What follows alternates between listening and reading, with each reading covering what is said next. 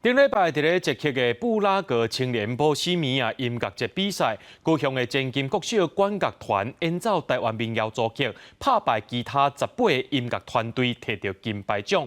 这阵高雄囡仔用音乐，互世界看到台湾。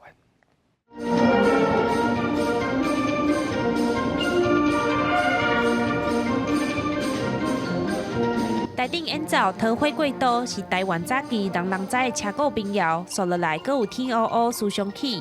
前金国小学生囡仔用这3条民谣，互布拉格青年波西米亚音乐节充满台湾味。前金国小的管乐团开半年的时间准备，将3条台湾民谣编入去35分钟的组曲，尾仔因摕到上关音乐金牌奖。我是台湾人。 开始看到日本的大哥哥甲大姐姐，就惊的。这后是安怎克服的？老师话加油。行的时候有看到来自日本的学生，然后和他们交换了国旗。布拉格青年波西米亚音乐节已经办19年啊，今年有台湾、美国、日本14个国家19个音乐团队参加比赛。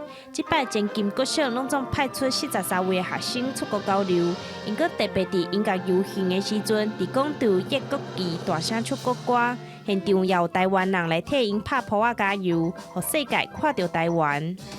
特别经3条代表咱台湾的台湾民谣。 互大家、互世界会晓熟悉台湾。当阮演奏着国歌，甲迄个会着国旗，迄种感动是，一世人可能敢若有即摆的机会，我都去体验的。前金国小老师表示，这届比赛台湾队是并今年会上细汉的，这阵学生囡仔会当克服时差、气温，甚至袂惊其他国家队，顺利摕到金牌奖，实在真无简单。记者钟义辉、邱昭勇高雄报道。